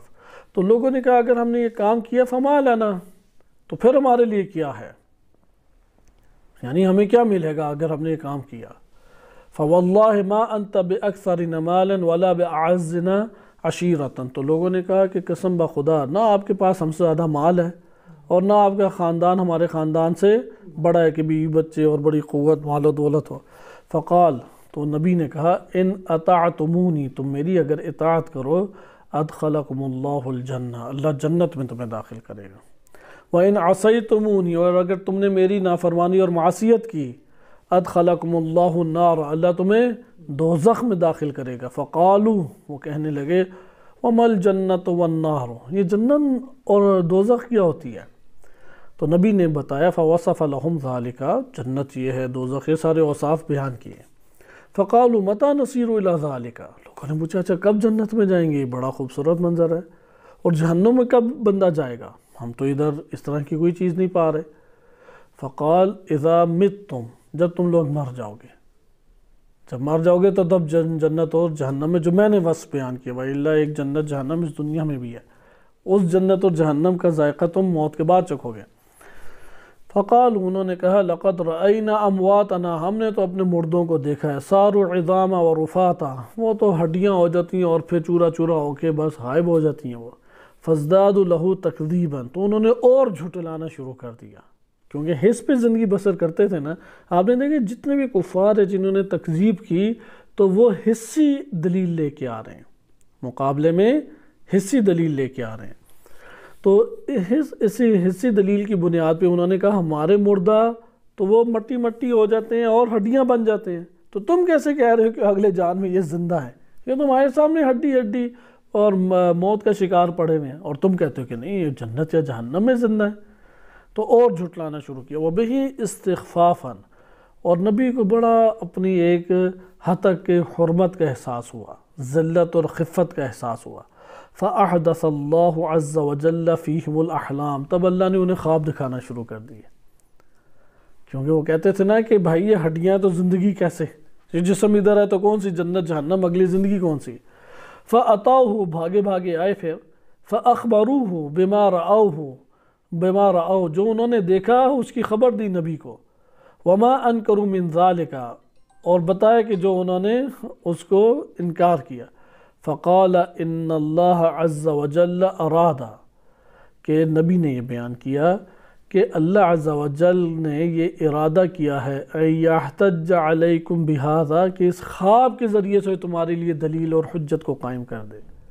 فہاکذا تکون ارواحکم اذا متتم، جس طرح اس دنیا میں نیند کیا ہے اخو الموت، روایت کے الفاظ ہیں، بعض روایات میں آیا ہے نیند کیا ہے موت کا بھائی ہے۔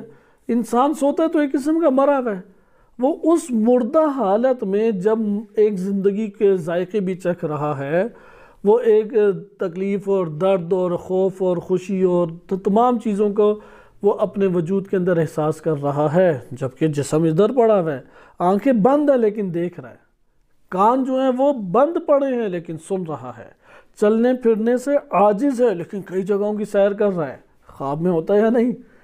تو کہا کہ اسی طریقے سے جب تم مر جاؤ گے تمہاری روحیں ہوں گی، ان بلیت ابدانکم، تمہارے بدن بوسیدہ بھی ہو جائیں، تسیر الارواح الی عقاب، تمہاری روحیں عذاب کی طرف منتقل ہو سکتی ہیں، حتی تبعث الابدان، یہاں تک کہ تمہارے ابدان بعث کیے جائیں گے، تمہارے ابدان دوبارہ سے اٹھائے جائیں گے۔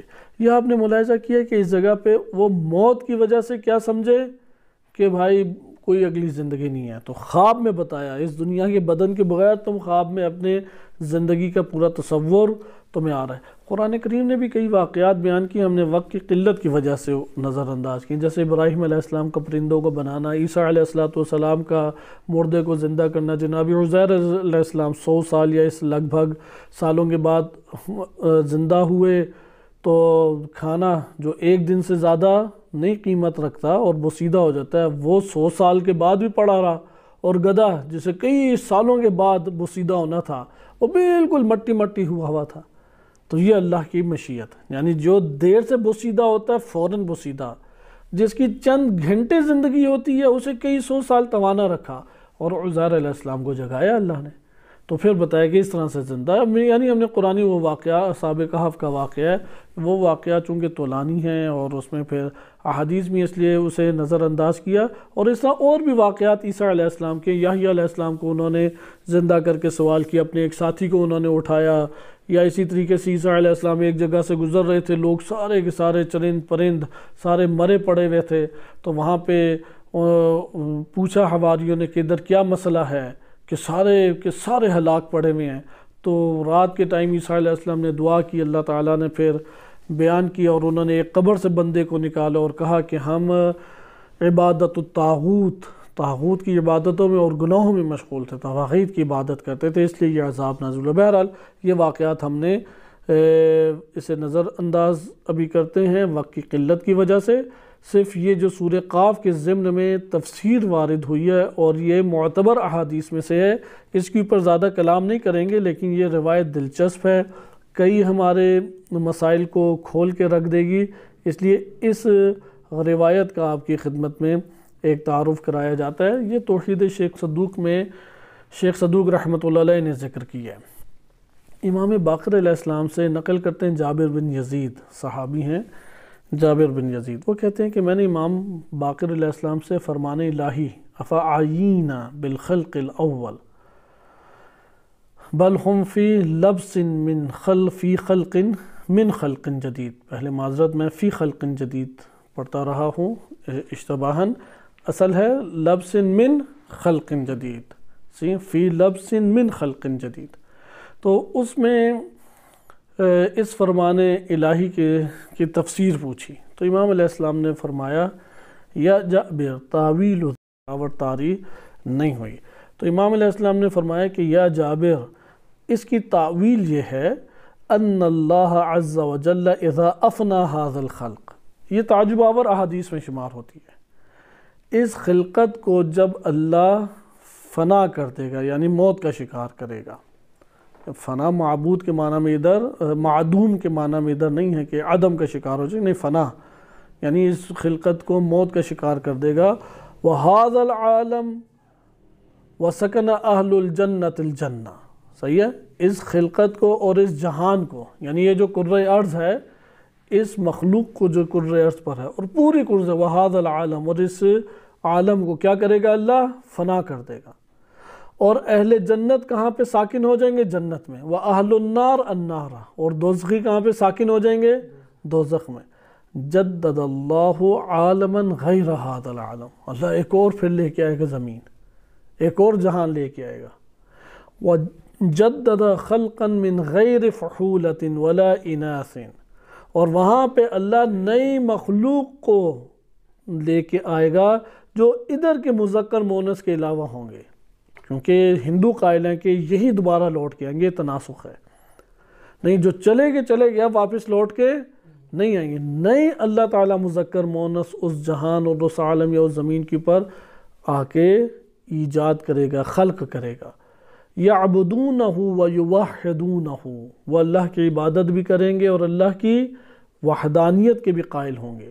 وَخَلَقَ لَهُمْ أَرْضًا غَيْرَ هَذِهِ الْأَرْضِ، وہ جو اس عالم میں ہوں گے ان کے لیے اب بھی ہم جس زمین پر ہیں اس زمین کے علاوہ ایک اور زمین اللہ خلق کرے گا، تحملہم، جو ان لوگوں کو اٹھائے ہوئے ہوگی، وَسَمَاءً غَيْرَ هَذِهِ السَّمَاءِ، اس آسمان جو ہمارے سر پر ہے اس کے علاوہ اللہ ایک اور آسمان ان کے لیے لائے گا، تُظِلُّهُم، جو ان کے اوپر سایہ فگن ہوگا، لَعَلَّكَ تَرَىٰ أَنَّ اللَّهَ إِنَّمَا خَلَقَ هَذَا الْعَالَمَ الْوَاحِدَ، تم یہ سمجھتے ہو کہ اللہ نے فقط ایک ہی جہان خلق کیا، یہ مادی جہان ایک ہی خلق کیا اللہ نے، وَتَرَىٰ أَنَّ اللَّهَ لَمْ يَخْلُقْ بَشَرًا غَيْرَكُمْ، اور اللہ نے تمہارے علاوہ کوئی بشر خلق نہیں کیا، بھلا کیوں نہیں، وَاللَّهِ لَقَدْ خَلَقَ اللَّهُ، ایسا نہیں ہے کہ تم بھی بس آ کے بسے ہو، تمہارے بعد اور کوئی بشر نہیں آنا، یا تم سے پہلے کوئی اور بشر نہیں آیا تھا، ایسا نہیں ہے، یہ زمین تباہ ہو جائے گی، زمین کے اہل بھی تباہ ہو جائیں گے، جنتی جنت میں ساکن ہو جائیں گے، دوزخی دوزخ میں ساکن ہو جائیں گے، اللہ ایک اور عالم بنائے گا، اس عالم میں زمین بنائے گا جو اس زمین کے علاوہ ہوگی، اس آسمان کے علاوہ ایک اور آسمان اس جہان کے لیے بنائے گا، ادھر مذکر مونس پھر لے کے آئے گا، پھر وحدانیت اور عبودیت کا یہ مسئلہ چلے گا، پھر حق اور باطل کی جنگیں ہوں گی، تم یہ سمجھتے ہو تمہارے علاوہ کوئی اور بشر نہیں ہے؟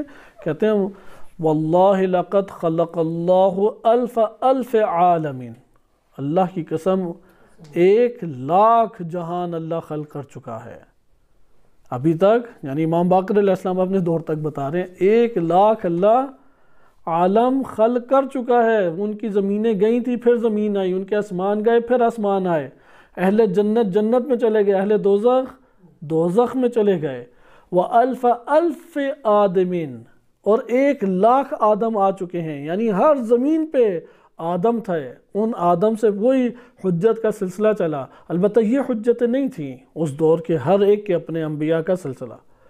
انت فی آخر تلک العوالم، ابھی تک جو خلقت کا سلسلہ تھا اس میں سب سے آخر والے میں ابھی تم ہو، وَأُولَئِكَ الْآدَمِيِّينَ، اور وہ بھی سارے آدم تھے۔ اس لیے ایک سوال علماء اٹھاتے ہیں، قرآن کریم نے جس آدم علیہ السلام کا تذکرہ کیا ہے وہ پہلے والے عالم کا ہے یا اس والے عالم کا ہے؟ کیونکہ وہ تو ایک علامت کے طور پہ بات بیان کی ہے کہ فرشتوں سے افضل ہے مقام آدمی، مقام آدمی خلافت الہی کا حقدار ہے، اور یہ جو مقام آدمی ہے خلقت کے اعتبار سے اللہ کے سب سے قریب ترین اللہ نے اسے خلق کیا، اس لیے اللہ کے قریب ترین ہستی بن سکتا ہے، اس سے قریب ترین جا سکتا ہے، معراج اسے مل سکتی ہے، جہاں فرشتے جبریل علیہ السلام کے پر جل جائیں اس سے آگے مقام آدمی کی پہنچ ہے، رسائی ہے۔ اس کو علامتی طور پہ بیان کیا، وہ پہلے عالم کے ہی آدم علیہ السلام ہوں گے، زیادہ احتمال یہی ہے۔ اس کے بعد سلسلہ چلا، وہ زمین اذا الشمس کورت ہوئی، اذا زلزلت الارض زلزالہ ہوا، القارعۃ ما القارعہ ہوا۔ اس کے بعد ایک اور اللہ نے زمین خلق کی، ادھر پھر آدم آئے، پھر مذکر مؤنث کا سلسلہ چلا، پھر حق و باطل کی جنگ چلی۔ ہاں واقعات جدا جدا ہوں گے، نام تبدیل ہو جائیں گے، لیکن وہ سنت الہیہ جاری ہوگی۔ اور وہ کیا سنت الہی؟ ابتلا۔ سنت الہیہ کیا ہے؟ آزمائش، وہ ہمیشہ جاری رہے گی۔ اس لیے یہ جو کفار گمان کرتے تھے کہ اَيَحْسَبُ الْإِنسَانُ أَن لَّن نَّجْمَعَ عِظَامَهُ، انتہائی بدترین انہوں نے گمان کیا کہ اللہ ان عظام کو نہیں اٹھا سکتا۔ نہیں، خدا کی تو سنت ہی ہے، زمین اللہ خلق کرے گا، بشر آئے گا، اس بشر میں حجت کو اللہ بھیجے گا، حق اور باطل کا ٹکراؤ چلے گا، زندگی عطا ہوگی نعمت اور زحمت دونوں سے مل کے، اور اسی راحت اور سکون اور زحمت اور تکلیف کے دوران اہل حق جنتی اور اہل باطل جہنمی بنیں گے، اور پھر وہ پوری کی پوری زمین کی بساط لپیٹ دی جائے گی، اور جنتی جنت میں ساکن ہو جائیں گے، جہنمی جہنم میں ساکن ہو جائیں گے، ایک اور زمین بنے گی۔ باقر علیہ السلام تک جو بندے پہنچے تھے انہوں نے کہا ہم ابھی آخری عالم ہیں، اس کے بعد بھی عالم اور ہوں گے، ایسا نہیں ہے اس کے بعد کوئی اور عالم آنا ہی نہیں ہے۔ اس لیے قیامت کا جو تصور ہے یہ نہ ختم ہونے والا ایک سلسلہ سنت الہی ہے، یعنی خلقت بھی سنت الہی ہے، اور اس خلقت کی آزمائش بھی سنت الہی، اور آزمائش کے بعد دوسری خلقت جو ہے وہ بھی سنت الہی، اور اللہ کی سنت کبھی تبدیل نہیں ہوتی۔ صلی اللہ علیہ سیدنا محمد وآلہ الطاہرین۔